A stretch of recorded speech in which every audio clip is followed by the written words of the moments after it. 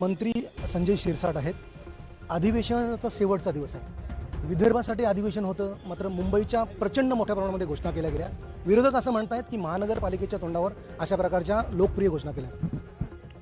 अधिवेशन हे विदर्भासाठी नाही तर विदर्भाच्या करारानुसार इथं होतंय आणि विदर्भाला झुकतं माग दिलं पाहिजे ही आमची भूमिका आहे नेहमी.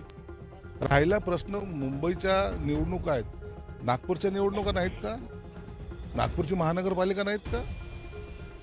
निवडणुकीचा आणि ह्या घोषणेचा काही संबंध नाही. या ठिकाणी विदर्भाला न्याय द्यायची भूमिका सरकारची आहे आणि ती भूमिका आज तुम्हाला दुपारी या उत्तरामध्ये देवेंद्र फडणवीस असेल, एकनाथ शिंदे साहेब असेल, हे तुम्हाला पाहायला मिळेल.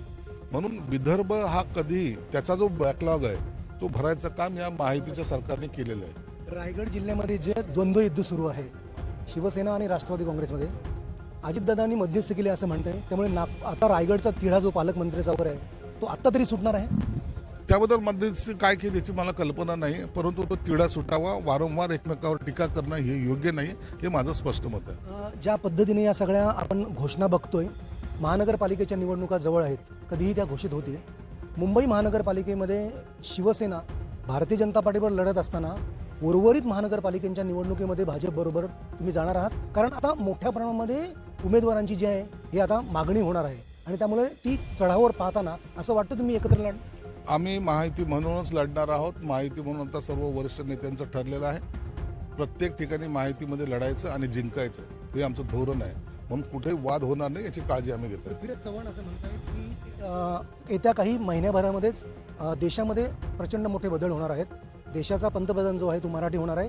तर प्रकाश महाजन असं म्हणतात की 2 महिन्यामध्ये पुन्हा एकदा राज्याचे मुख्यमंत्री एकनाथ शिंदे होणार.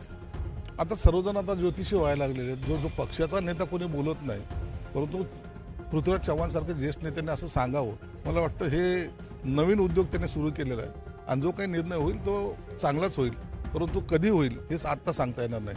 तरी हे होते संजय शिरसाट, ज्याने सांगितलेलं आहे की पृथ्वीराज चव्हाण यांच्यासारखे ज्योतिषी आता निर्माण झालेले आहेत. ते आता ज्योतिष जर सांगत असतील तर हे मोठं आश्चर्य आहे. व्हिडिओ जर्नलिस्ट अल्पेश मोरेसह प्रमोद पाटील, LS मराठी, नागपूर.